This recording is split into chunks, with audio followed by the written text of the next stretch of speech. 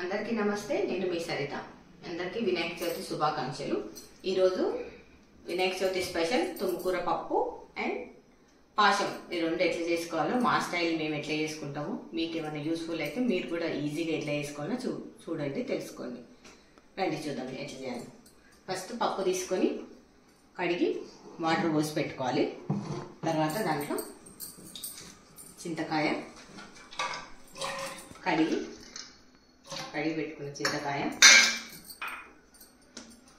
పచ్చిమిర్చి, పసుపు.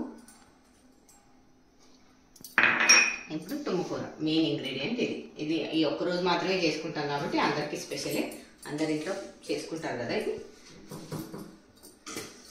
తుమ్మకూర. ఇది చాలా సార్లు వాష్ చేసుకోవాలి, ఒక 5-6 టైమ్స్ చేసుకోవాలి, ఎందుకంటే ఇంత సన్న ఇసుకొస్తుంది. దీంట్లో కొద్దిగా ఒక ఫ్యూ డ్రాప్స్ పొంగకుండా ఉండడం కోసం కొంచెం ఆయిల్. ఇప్పుడు పొయ్యి ముట్టించేసి మూత పెట్టేస్తాం. దీన్ని ఒక 5 విజిల్ వచ్చే వరకు ఉంచి తీసి పోపు పెట్టుకోవడం అన్నమాట. పప్పు 5 విజిల్ అయింది. ఇప్పుడు ఇది ఎట్లుందో చూద్దాం.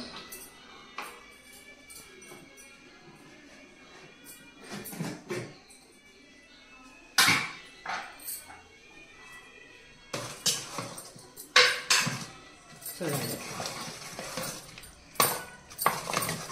చింతకాయ ఉంటుంది కదా, కొంచెం తొందరగా ఉడుకుదని 5 విజిల్స్ పెడతాం. యాక్చువల్గా అయితే 3 విజిల్స్ సరిపోతుంది. పులుపు తగిలితే పప్పు కొంచెం లేట్గా ఉడుకుతుంది అనమాట, అందుకోసం.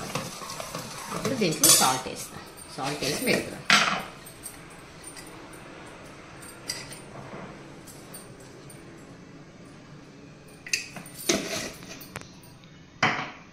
ఇది కొంచెం గట్టిగా ఉంటే బాగుంటుంది పప్పు. దీంట్లో వాటర్ ఏమి వేయాల్సిన అవసరం లేదు. ఈ కన్సిస్టెన్సీ ఉంటే సరిపోతుంది.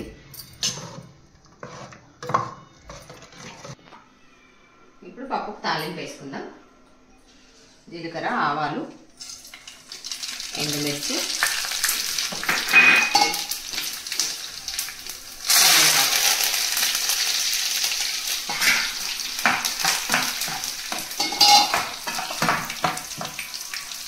ఇప్పుడు దీంట్లో వెల్లుల్లి, పచ్చగా దంచుకున్న వెల్లుల్లి. పప్పులోకి వెల్లుల్లి బాగుంటుంది.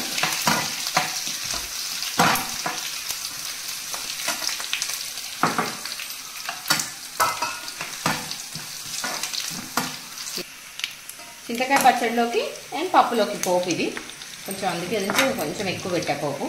దీన్ని దీంట్లో వేసుకుందాం. ఇప్పుడు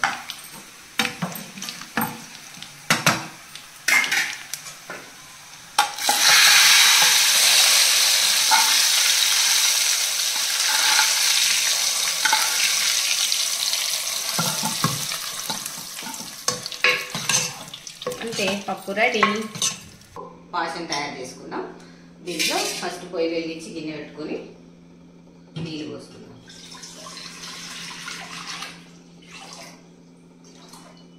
ఈ నీళ్ళు మరిగేలోపు ఇందులోకి మనం డ్రై ఫ్రూట్స్ అన్ని ఫ్రై చేసి పెట్టుకుందాం. ఈ నీళ్ళు మరిగేలోపు ముందు నెయ్యి వేసుకొని దాంట్లోకి కాజు, కిస్మిస్, అలాగే కొంచెం ఎండు కొబ్బరి, ఈ 3 ఫ్రై చేసుకుందాం.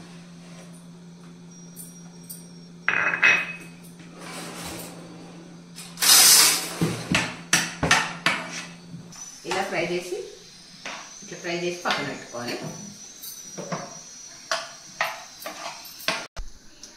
ఇప్పుడు ఈ నీరు మరిగిందేమో చూసి రాత్రి చేసి పెట్టుకున్న తాలికలు పిండి ఇట్లా కొంచెం దులిపేసి వేసుకోవాలి. ఈ మరిగే నీళ్ళల్లో వేసుకొని వీటిని ఉడకనిద్దాం. మా అత్తయ్య కొంచెం డిఫరెంట్గా చేస్తుంది. మా అత్తయ్య స్టైల్ నాకు రాదు, కానీ ఇది నా స్టైల్. మా అత్తయ్య వాళ్ళు బియ్యం పిండి వాడతారు. వీటిని కలుపుకోవాలి. వేసేసి వాటిని కలుపుకోవాలి. వీటిని కొద్దిసేపు ఉడకనిద్దాం. ఈ తాలికలే ఉడికిండొచ్చు, ఒకసారి చూసి కన్ఫర్మ్ చేసుకుందాం. ఉడికిపోయింది. ఇప్పుడు దీంట్లో కొన్ని పాలు పోద్దాం. ఒక గ్లాసు కాచిన పాలు పోద్దాం.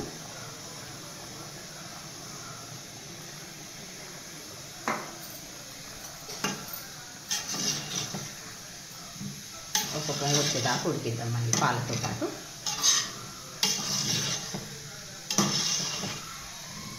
తర్వాత దీంట్లో బెల్లం వేసుకుందాం, సరిపడా బెల్లం. ఈ బెల్లం అంతా కరగనిద్దాం, కరిగేదాకా కలుపుకుందాం.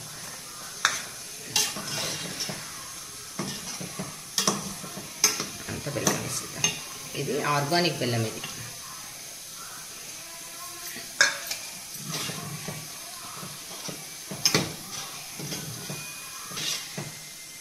ఇట్లా బెల్లం కరిగేదాకా కలుపుకోవాలి ఒక 5 నిమిషాలు. ఇట్లా లూజ్ కన్సిస్టెంట్ కావాలనుకున్న వాళ్ళు లూజ్ ఉంచుకోవచ్చు. కొంచెం థిక్ కావాలనుకున్న వాళ్ళు కొంచెం పొడిపిండి, గోధుమ పిండి పొడిపిండిని వాటర్లో కలిపి ఇట్లా పోసుకుంటే కొంచెం గట్టి పడుతుంది. ఇప్పుడు దీంట్లో ఇలాచీ పొడి,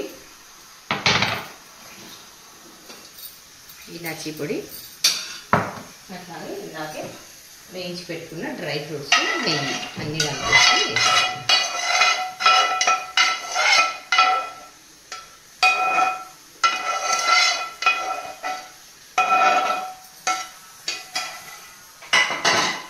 ఇప్పుడు దీన్ని కలిపేసుకుని